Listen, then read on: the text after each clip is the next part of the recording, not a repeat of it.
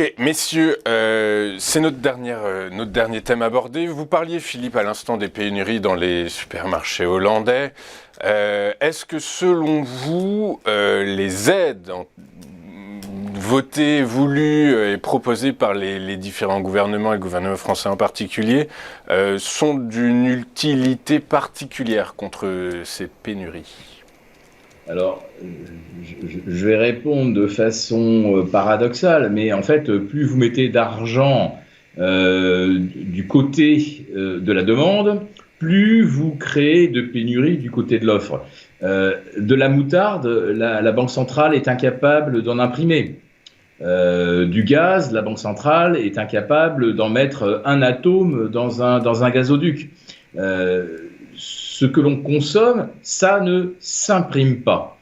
L'une des principales pénuries qui n'est pas résolue à ce jour, et là aussi il y a eu des erreurs d'anticipation, c'était que théoriquement les pénuries de pièces et semi-conducteurs devaient être résolues au début de l'année 2023. On commence à comprendre, quand on écoute Carlos Tavares ou d'autres géants de l'automobile, en Allemagne, chez Daimler, ou si vous écoutez ce que nous disent également les experts chez Ford, les pénuries de pièces risquent de perdurer jusqu'au printemps 2023. Qu'est-ce que ça veut dire, ces pénuries de pièces ? Ça veut dire du chômage technique dans les usines. Le chômage technique dans les usines, ça veut dire des salariés qui touchent 60, 65, 70% de leur salaire. Quand déjà les gens ont du mal à régler leur facture de chauffage, vous comprenez que là aussi, on va au-devant de graves problèmes parce que ces pénuries de pièces, vous pouvez imprimer autant d'argent, ça ne résout pas le problème. Si la Chine ne nous envoie pas de conteneurs, eh bien, nous n'avons pas de quoi travailler. Donc, ces histoires de pénurie sont très complexes et voilà, c'était l'aboutissement en fait de notre déroulé. C'est qu'on arrive à un moment où même plus d'argent ne permet pas de remettre de la moutarde dans les rayons, de construire plus de véhicules hybrides ou full électriques. De toute façon, les véhicules full électriques, on a bien compris qu'en Allemagne cet hiver, ils vont être alimentés, quand on va les recharger la nuit, ils vont être rechargés à 55% avec de l'énergie produite au charbon. Parce que il y a pénurie de gaz et il y a pénurie d'électricité avec nos centrales nucléaires. Il y a un réacteur sur deux qui est à l'arrêt. Autrement dit, une Tesla sur deux, en fin 2022 et début de 2023, roulera 100% au charbon. Voilà. Mais donc et ça, l'électricité, ça ne s'imprime pas. Effectivement, c'est difficile à stocker.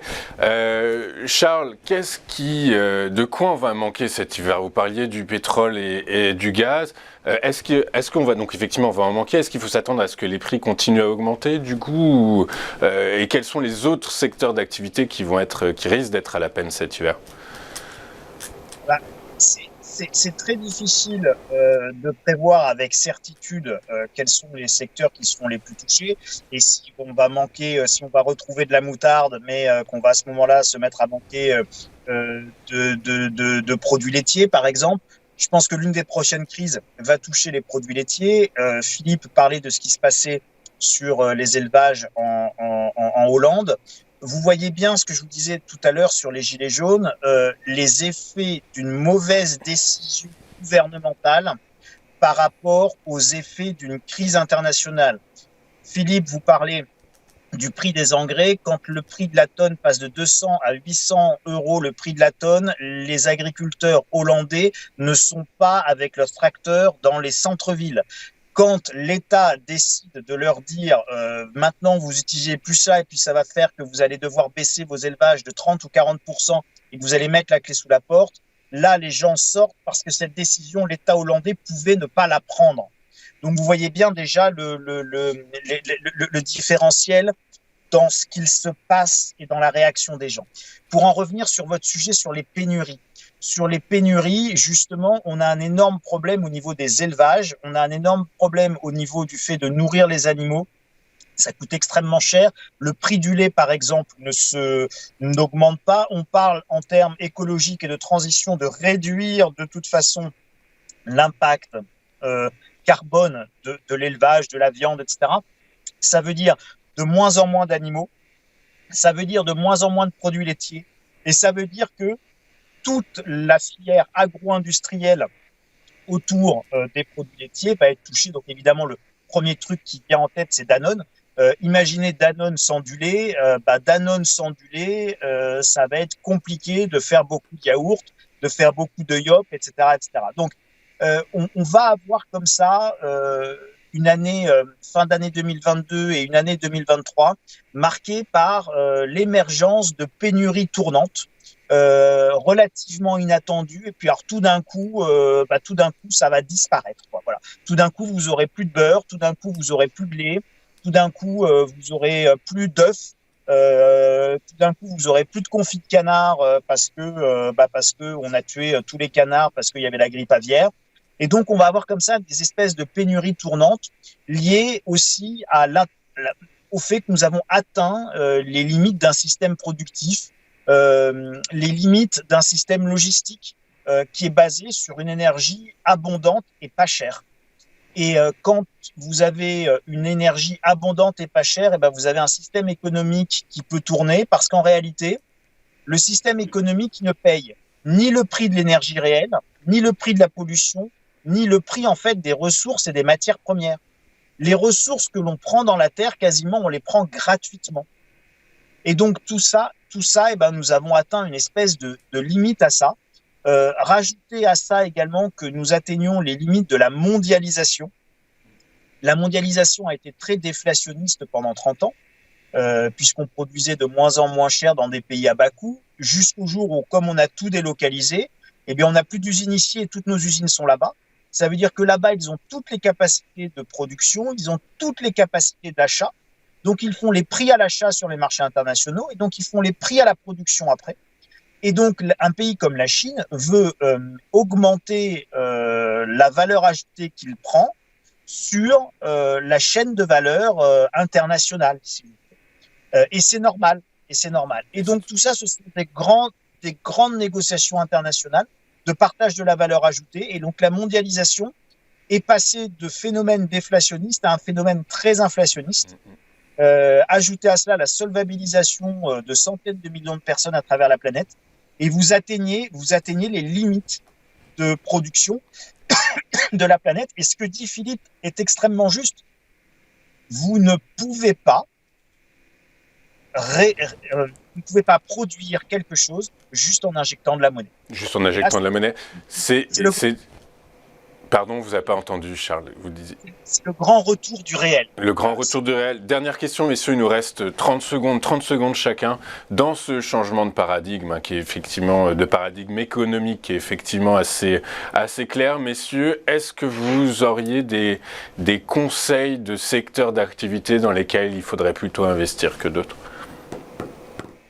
Charles? Pardon. Alors Philippe, excusez-moi. Bien. Alors ceux qui me suivent, qui sont abonnés à certaines de mes lettres, savent que depuis le printemps 2021, je pense que l'achat de matières premières et d'énergie, c'est un trade de 10 ans. C'est-à-dire qu'on est parti sur 10 ans de hausse, bien qu'il faille envisager des corrections de 20 ou 25%, c'est ce qu'on vient d'avoir d'ailleurs sur le pétrole. Je regardais ce matin le prix des céréales, on a une chute de 25 à 30% du prix du blé, du maïs, alors que la récolte, les moissons viennent juste de commencer. Donc c'est juste de la spéculation et elle se dégonfle, mais elle se regonflera. Idem pour les matières premières qui, pendant 40 ans, ont perdu du terrain. Un panier de matières premières, c'était équivalent à une unité de Dow Jones, ou on va dire prenez une unité de Dow Jones de 1980 et prenez une unité de matières premières qui avait la même valeur. Aujourd'hui, l'unité Dow Jones vaut 15 fois l'unité de matières premières. Donc, soit le Dow Jones rebaisse, soit les matières premières vont continuer évidemment de monter. Et alors, en ce qui concerne donc les pénuries, là, pour savoir laquelle va nous tomber dessus, il suffit en fait de regarder le 20 heures. Il suffit qu'un journaliste avec l'arrêt bien sur le côté vienne vous dire va-t-on manquer de beurre d'ici le mois de novembre? Manquera-t-on de crème dessert pour Noël? Et vous allez voir, dans les heures qui viennent, les rayons se vider de beurre, de crème dessert, et immédiatement, vous aurez, par effet d'entraînement et autorisateur, vous aurez des pénuries de tout. Là, ça veut dire qu'il faut également que nos médias fassent très attention à ne pas faire du sensationnalisme ou à ne pas essayer de nous alerter, ne serait-ce que pour faire le buzz, avec ce qui risque de manquer. Donc moi, mon trade, évidemment, mon trade sur le moyen long terme, alors c'est pas les commodities, hein, jamais je ne recommanderais de spéculer sur le blé, le maïs, etc., ou sur les denrées alimentaires, mais très clairement, la transition énergétique et le zéro véhicule thermique d'ici 2035, il est évident que nous ne savons même pas où trouver aujourd'hui tout le cobalt, tout le cuivre, tout le nickel, tout le lithium dont nous aurons besoin pour la transition énergétique. Et je ne parle même pas de ces éoliennes, parce que là, il faut de l'acier et il faut au pied de chaque éolienne 800 tonnes de béton. Et le béton, c'est quoi? C'est du ciment. Et le ciment, eh bien, c'est du calcaire chauffé au gaz. Donc, le coût du pied du mât risque d'atteindre des coûts absolument extraordinaires. Très bien, merci Philippe. Charles, vous voulez ajouter quelque chose? Oui, moi, le seul placement que je recommanderais, c'est un placement monétaire. C'est-à-dire qu'à partir du moment où l'euro va pas bien, eh bien, vous pouvez vous pencher sur le fait d'acheter de dollars pour évidemment prendre la hausse du dollar et éviter la baisse de l'euro. Donc, vous pouvez essayer de vous positionner un petit peu hors euro. Et puis, vous pouvez également acheter des métaux précieux et notamment de l'or parce que, eh bien, quand on a un problème monétaire, l'or reste toujours la valeur.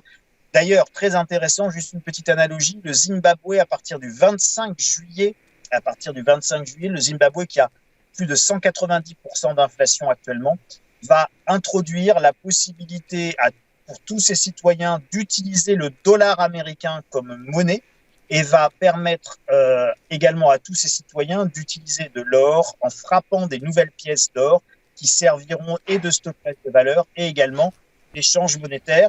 Donc vous voyez, le Zimbabwe passe au dollar américain et à l'or, donc aux métaux précieux. Je pense que quelque part, c'est une belle analogie pour comprendre ce qui se passe en zone euro et la manière dont on peut essayer de se protéger de ces errements monétaires, car notre problème, c'est avant tout un problème monétaire. Très clair. Merci beaucoup, messieurs, d'avoir été avec nous ce matin. Je rappelle, Charles Sana, que vous êtes éditorialiste et économiste et fondateur du site Insolenciae, et Philippe Béchat, vous êtes rédacteur en chef de la Bourse au quotidien. Merci beaucoup, messieurs. Je vous souhaite une excellente journée. De notre côté, eh bien, on va marquer une ultime pause et on se retrouve pour notre Poids Bourse. À tout de suite sur TV Finance.